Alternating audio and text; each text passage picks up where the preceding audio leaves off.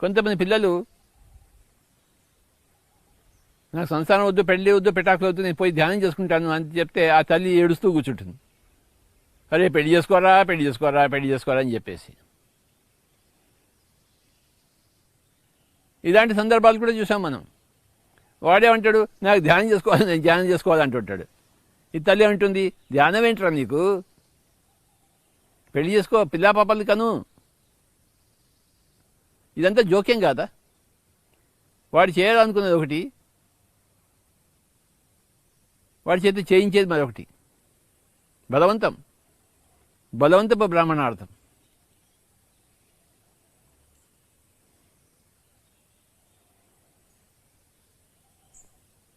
కనుక మన పిరమిడ్ ఫిలాసఫీలో 3 సిద్ధాంతాలు ఉన్నాయి, మౌలికమైన సిద్ధాంతాలు. No killing, no violence and no interference.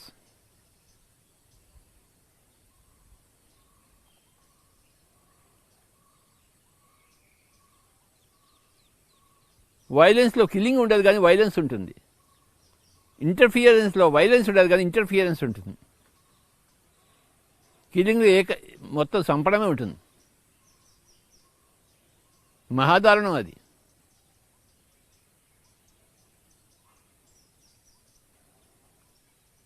ఏ మనిషి ఏ జంతువును తన భోజనం కోసం చంపకూడదు, తన స్వరక్షణ కోసం చంపవచ్చు.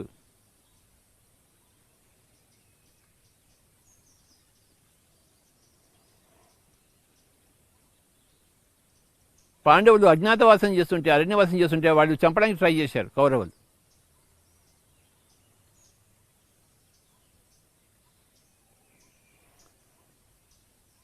వాళ్ళేదో వాళ్ళ మానాన్ని అజ్ఞాతవాసం అరణ్యవాసం చేస్తుంటే వాళ్ళని చంపడానికి ప్రయత్నించారు.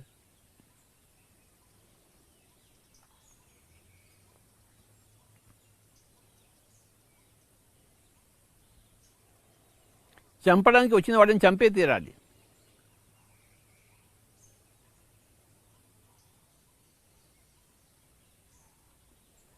అందుకే భగవద్గీత కృష్ణుడు యుద్ధాయ కృతం చేయ, చంపబోయ్, యుద్ధం చేయబోయ్. వాడు నీ తాత, వాడు నీ గురువు, వాడు నా అన్న, వాడు నీ తమ్ముడని చూసుకోకు, చంపేయి. వాడిని చంపడానికి వచ్చాడు అస్త్రశస్త్రాలు తీసుకుని. నీ గురువు, నీ తాత, నీ అన్న, నీ తమ్ముడు వాళ్ళే వచ్చారు, నేను చంపడానికి వచ్చారు. నువ్వు గాజులు తొడుకుంటావేంటి, ఫిలాసఫీ చెప్తావేంటి?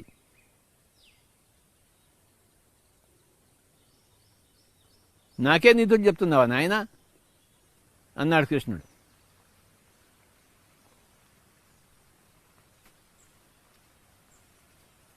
ప్రజ్ఞావాదాంశ భాషసే, గొప్ప గొప్ప వాక్యాలు నాకే చెప్తున్నావు, లెక్చర్ దంచుతున్నావా నాకే.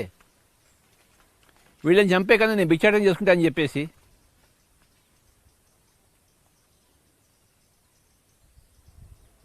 నాకు లెక్చర్ ఇచ్చేంత వాడు కాదు పోయే నువ్వు అంటున్నాడు కృష్ణుడు అర్జునుడితో.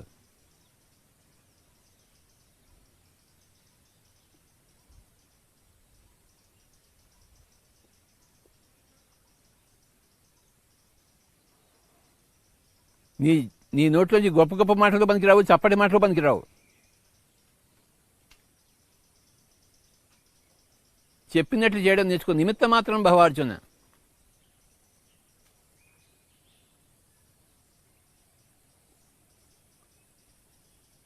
నోరు ఇప్పుతున్నావు, నోరు ఇప్పడం మానేసేయి, నోరు మూసుకో.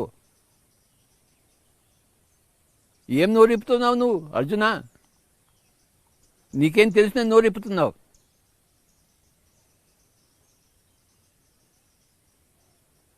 నువ్వు చిన్నప్పటి ఏమైనా ధ్యానం చేసావా? నీకు ఆత్మజ్ఞానం ఉందా? శరీరం ఏంటో ఆత్మ ఏమంటే తెలుసా? నీకు తెలియదు కదా. శరీరం చంపబడిన ఆత్మ చంపబడదోయ్ అర్జునా. కాన్ ఖోల్కర్ సున్లో అంటున్నాడు శ్రీకృష్ణుడు. ఈ శరీరం చంపబడితే ఆత్మ చంపబడదు.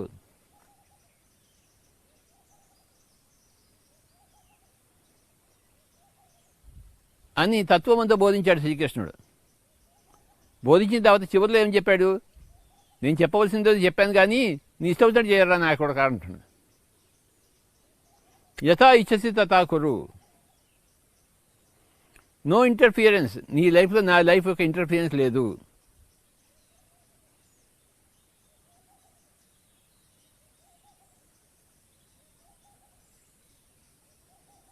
అయితే మంచి కోసం ఇంటర్ఫియరెన్స్ చేయొచ్చు.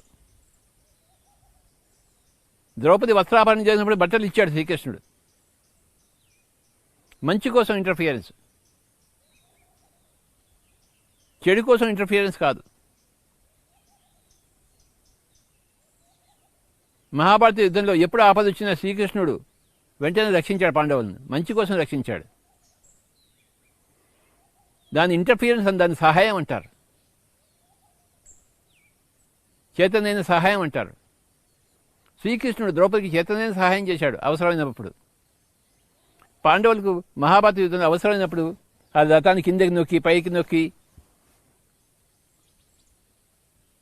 సహాయం చేశాడు. ఇంటర్ఫిరెన్స్ కాదు అది, జోక్యం కాదు, అది సహాయం. సరైన సమయంలో సరైన పద్ధతిలో సహాయం.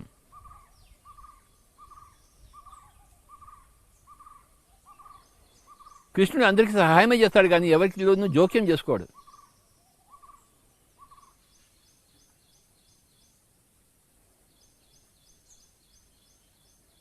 ముందరే చెప్పాడు అర్జునుడితో, నీ రథం తోలుతాను కానీ నీ తరఫున నేను యుద్ధం చేయనని చెప్పేసి. నీ డ్రైవర్గా ఉంటాను అంతే, నువ్వు ఎటు పోమంటే అటు పోతాను. నాకు డ్రైవింగ్ బాగా వచ్చోయ్ అర్జున, నీ డ్రైవర్గా ఉంటాను. ఆ మహాభారత యుద్ధంలో మధ్యలో ఉండి అన్ని చూడడం నాకు ఎంతో ఇష్టం. నాకు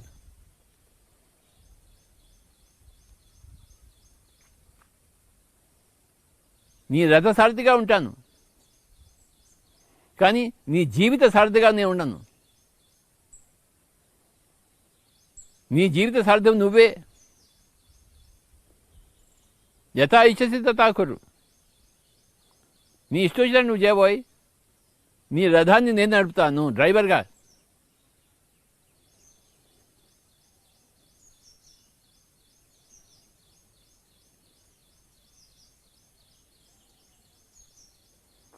కానీ నీ పని నేను చేయను, నీ హోంవర్క్ నేను చేయను. నీ హోంవర్క్ నువ్వే చేసుకో. కానీ నీకు కాగితం పెన్ను అందిస్తాను, సహాయం, ఆ పని చేస్తాను. అది నా చేతిలో ఉన్న పని కదా, కాగితం పెన్ను ఇవ్వడం. కానీ ఆ రాయవలసింది నువ్వే.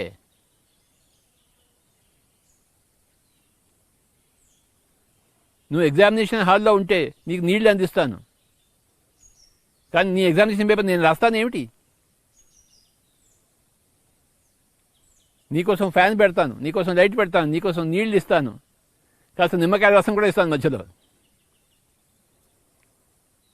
దీన్నంతా సహాయం అంటారు. ఇది ఇంటర్ఫియరెన్స్ అంటారేంటి?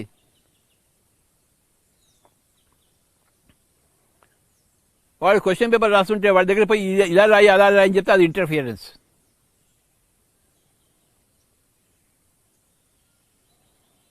ఎవడి పరీక్ష వాడు రాసుకోవాల్సిందే. ఎవడి జీవిత సారథి వాడే కావాల్సిందే. నో జోక్యము, ఓన్లీ సహాయము. నో అత్యాచారము, ఓన్లీ స్నేహము, స్నేహపూర్వక సంబంధాలు. నో కిల్లింగ్, నో చంపడాలు, నో నరకడాలు, ఆత్మరక్షణకి తప్ప.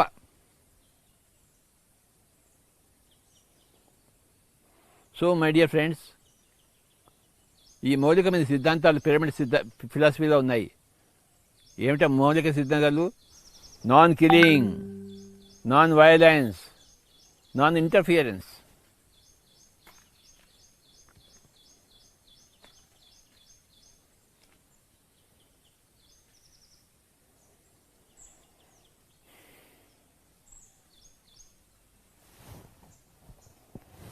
నాన్ ఇంటర్ఫియరెన్స్ అంటే ఏంటి? నీ ఇష్టం వచ్చిన నువ్వు చేయి, నా ఇష్టం వచ్చిన నేను చేస్తాను. నీ జీవితం నీది, నా జీవితం నాది.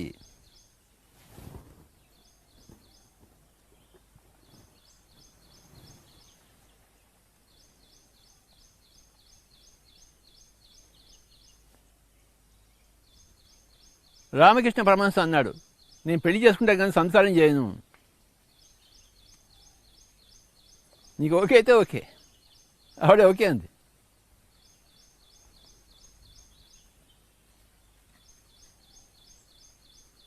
ఎవరిష్టం వాళ్ళది.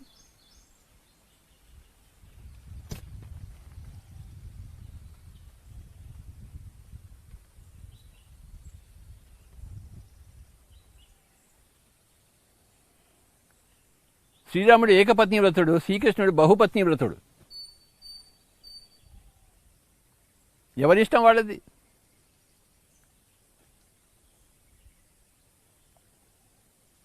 ఈ శ్రీకృష్ణుడు ఆ జన్మలో శ్రీరాముడు, ఆ శ్రీరాముడు ఈ జన్మలో శ్రీకృష్ణుడు. ఏ జన్మ ప్రణాళిక ఆ జన్మ ప్రణాళిక, ఏ జన్మ ఇష్టం ఆ జన్మలో ఇష్టం. రాముడు కరెక్టా, శ్రీకృష్ణుడు కరెక్టా? ఎవరికి వాళ్ళే కరెక్ట్. రాముడు గొప్ప, శ్రీకృష్ణుడు గొప్ప? ఎవరికి వాళ్ళే గొప్ప.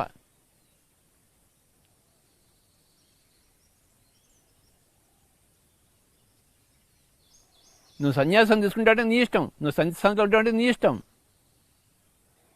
సంసారంలో ఉంటూ సన్యాసిగా ఉంటావంటే నీ ఇష్టం.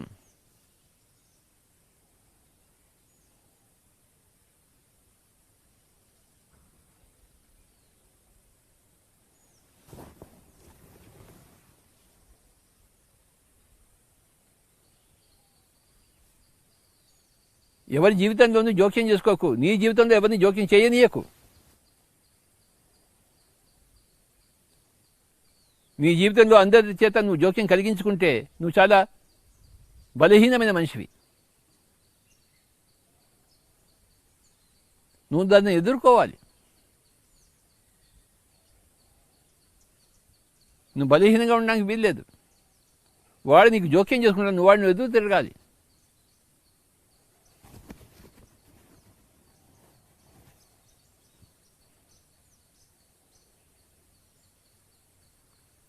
కానీ యేసు ప్రభు ఎదురు తిరగలేదు.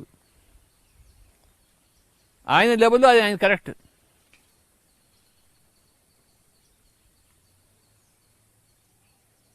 రాని చావుని అన్నాడు ఆయన. ఆయన చావుని స్వీకరించి వచ్చాడు.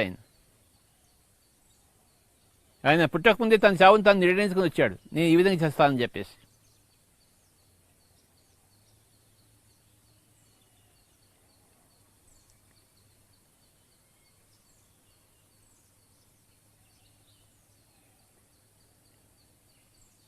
ఆయుధం పట్టను అన్న శ్రీకృష్ణుడే 10 రోజుల దాకా యుద్ధం చేసి భీష్ముడు చావకపోతే తానే చక్రం పట్టుకున్నాడు, నేను చంపేస్తా చూసుకో అని చెప్పేసి. కానీ అర్జునుడు మళ్ళీ కాలా వెళ్ళాపడి, నాయనా నేను చంపుతానులే, నువ్వు చంపొద్దు, నువ్వు మాట ఇచ్చావు నాకు చంపాలని చెప్పేసి.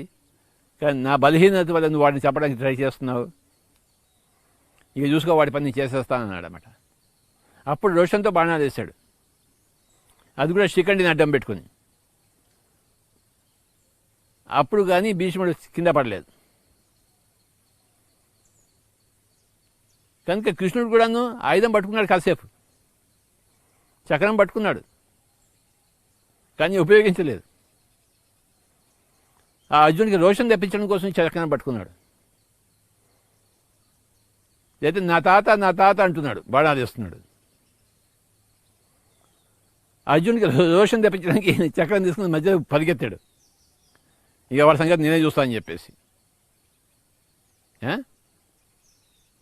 భలే తమాషా కథ అంతా. తింటే గాలిలే తినాలి, వింటే భారతమే వినాలి.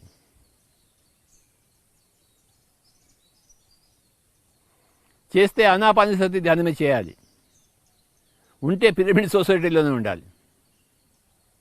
కడితే పిరమిడ్లే కట్టాలి. తింటే గాలిలే తినాలి, వింటే భారతమే వినాలి, చేస్తే ఆనాపానసతి ధ్యానమే చేయాలి. సంఘంలో ఉండదలుచుకుంటే పిరమిడ్ సంఘంలోనే ఉండాలి, కట్టదలుచుకుంటే పిరమిడే కట్టాలి. నువ్వు తినదలుచుకుంటే శాకాహారమే తినాలి. తినకుండా ఎంతోమంది ఉన్నారు. నువ్వు తినాలి అనుకుంటే శాకాహారమే తిను, మాంసాహారం నో. பிஎம்சி நேயர்களுக்கு ஒரு வேண்டுகோள். வீடியோ மூலமாக மேலும் ஆன்மீக தகவல்கள் பெற விரும்பினால் சப்ஸ்கிரைப் எனும் பட்டனை அழுத்தவும். இதை பற்றிய அறிவிப்புகளை அறிய வேண்டுமானால் பெல் எனும் பட்டனை அழுத்தவும்.